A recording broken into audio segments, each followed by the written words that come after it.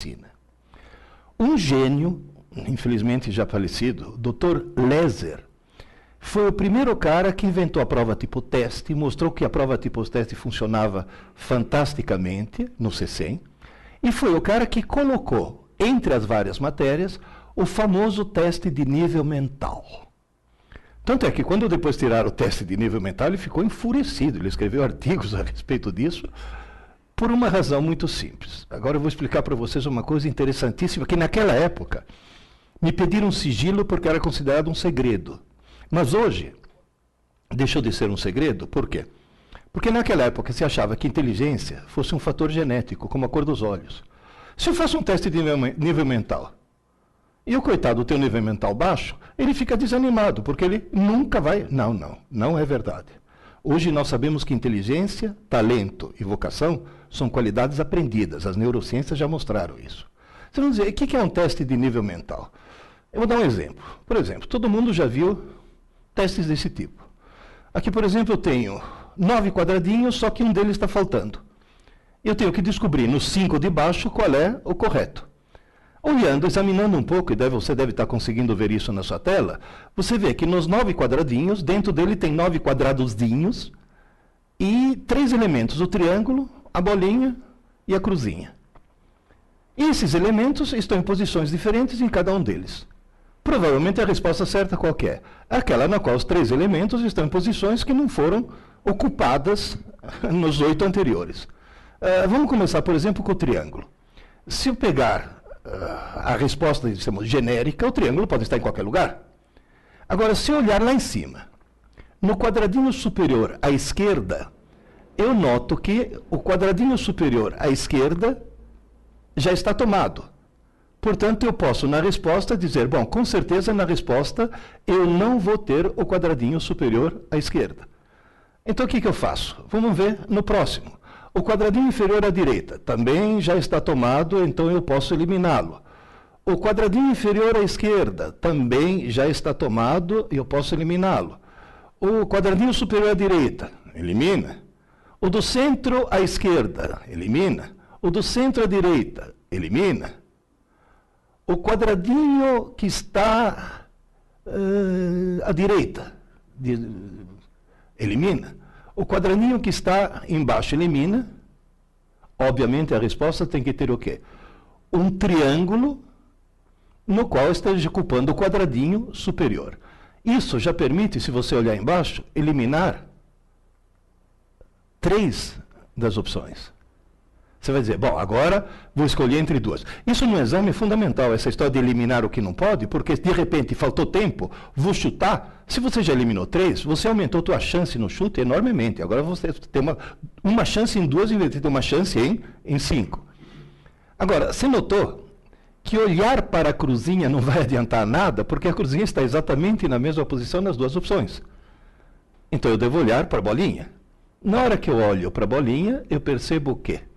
Que no canto superior esquerdo a bolinha já está ocupada. Portanto, não é a número 2.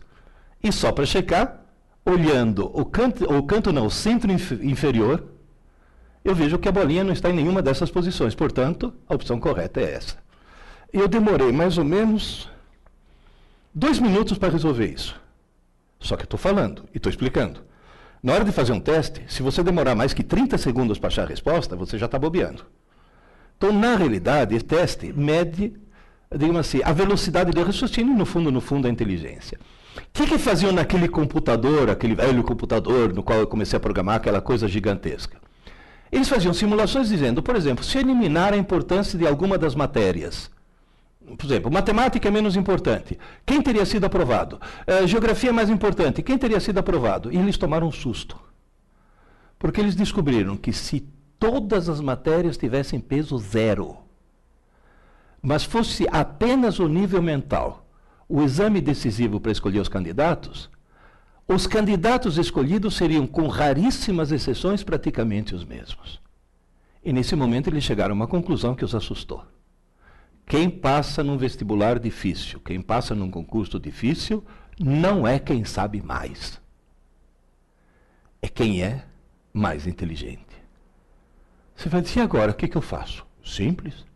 Torne-se cada vez mais inteligente. Se está provado e demonstrado que inteligência se aprende, o truque para se preparar não é ficar se entupindo de informações.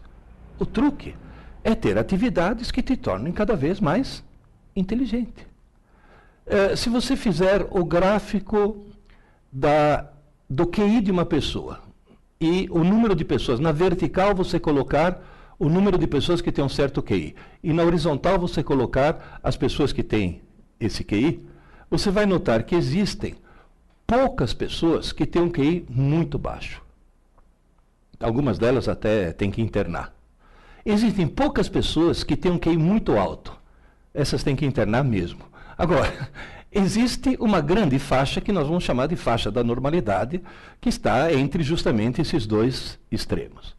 Fazendo-se um teste de QI, você pode chegar a um certo resultado. Então, por favor, entenda uma coisa importantíssima. Na frente de cada um de nós existe uma escada chamada escada da inteligência. Todo dia você pode subir um degrau. Só que cuidado, é um degrau por dia. Portanto, o ciclo de aprendizagem e crescimento de inteligência é algo que começa, acontece e se encerra em 24 horas. Mas eu posso subir? Claro. Posso descer? Claro. Se você quiser ficar mais burro, eu posso te dar algumas dicas. Por exemplo, tome Ritalina. Se você tomar Ritalina, porque tem cara aí concurseiro que acha que é muito esperto, a Ritalina está provado, diminui o quociente de inteligência da pessoa. Pode acalmá-la, pode fazer com que a pessoa se concentre mais porque ficou mais calma. É claro que ficou mais calma. Está drogada? Pô, e se não for um produto químico, como é que eu fico mais burro sem produtos químicos? Simples. Facebook. Passe mais de 1 hora por dia no Facebook, você vira uma besta total. O Facebook está emburrecendo as pessoas. Isso também está provado através de uma série de testes.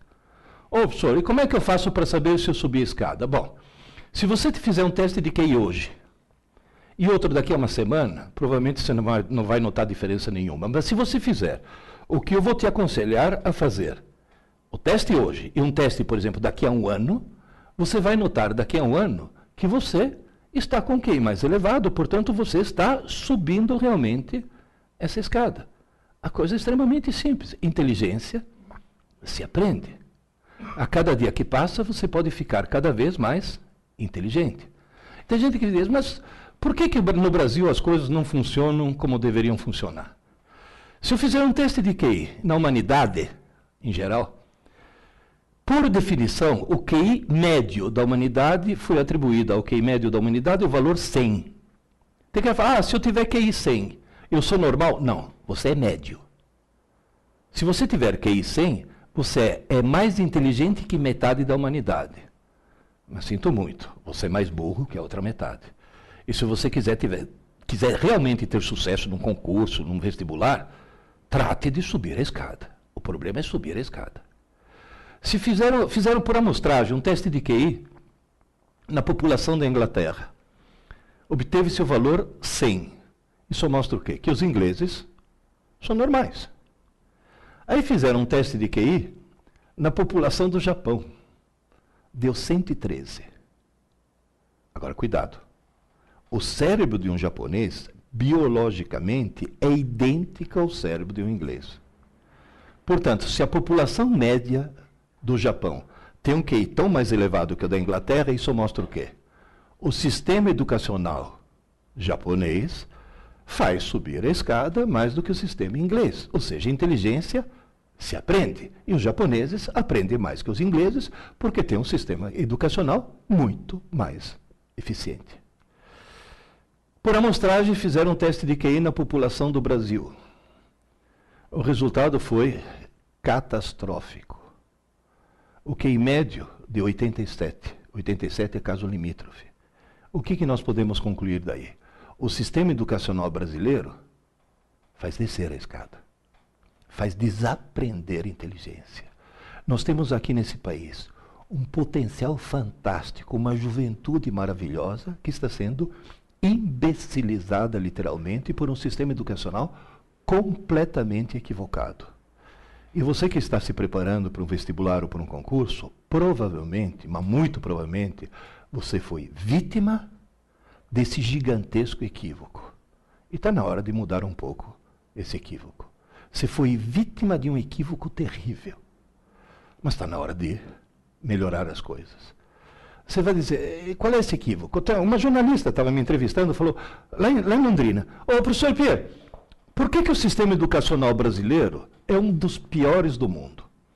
Eu dei uma resposta que para um italiano é óbvia.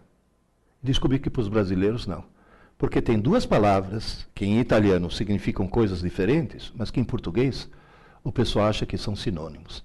Ela achou tão estranha que colocou na primeira página do jornal. E a explicação é simples. O sistema educacional brasileiro é um dos piores do mundo, porque o Brasil tem milhões de alunos e pouquíssimos estudantes. Milhões de alunos e pouquíssimos estudantes. Qual é o problema? Os pais brasileiros, os professores brasileiros, as pedagogas brasileiras querem que você seja um bom aluno. E sabe o que bom aluno faz? Vai bem na prova, tira boas notas, passa de ano, obtém um diploma e não aprende nada. Não consegue aprender.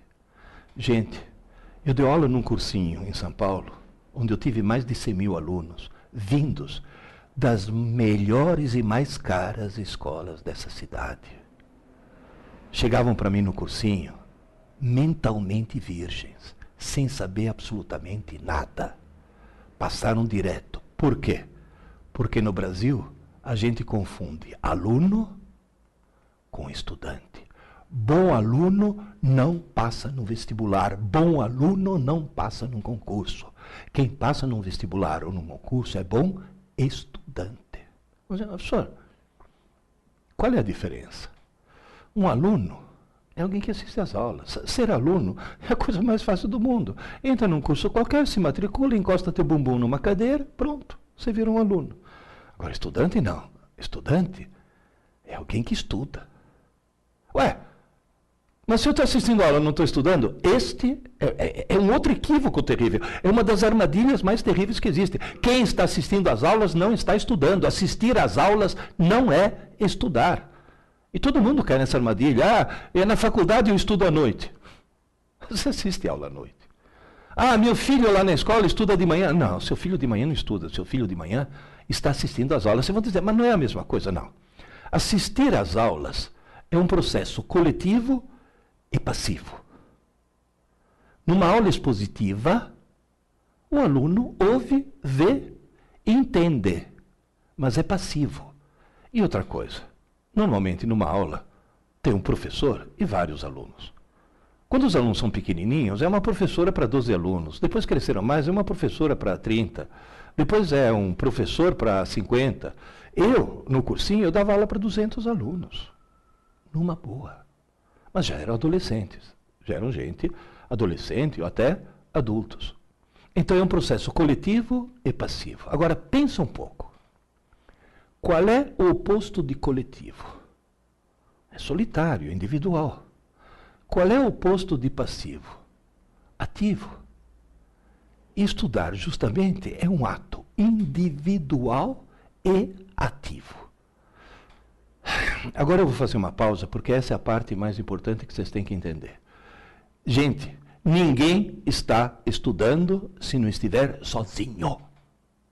É individual. Não existe grupo de estudos. Isso é uma contradição em termos. Se é grupo, não é estudo. Estudo é individual. Cada um por si. E além de ser individual, é ativo. Ninguém está estudando se não tiver uma caneta ou um lápis na mão e não estiver escrevendo. Eu vou repetir. Escrevendo. À mão. Gente, vocês estão falando com um homem de 70 anos que começou a dar aula com 18, que já deu aula para criança e já deu aula na pós-graduação para médico psiquiatra. Vocês estão falando com um homem que só no curso pré-vestibular teve mais de 100 mil alunos. Por favor, ouçam. Não existe outra forma de se estudar que não seja escrever. Tem cara que fala, não, mas espera aí, eu estou lendo um trecho do Código Penal, eu não estou estudando o Código Penal, não. Você não está estudando, você está lendo e não vai gravar nada. Como é que eu faço? Simples.